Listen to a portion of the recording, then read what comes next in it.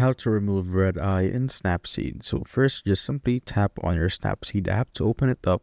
And once you're here, you just simply need to select a photo. So if you haven't selected anything yet, tap on this plus icon to basically show your gallery, and you will need to pick a photo. And once you have picked a photo, you just simply need to tap on it right here. So I have mine right there, just this. And once you're here, just simply tap on tools. Then just simply find the adjust option right here under the adjust and correct, just like so. And tap on this menu right here, and this will pop up. Just simply go to saturation and set it all the way down, just like that. Now once it's done, tap on the check icon here on the bottom right, and go back right here. Then tap on this tack icon at the top, then tap on the 3-dot icon right there, and tap on apply mask.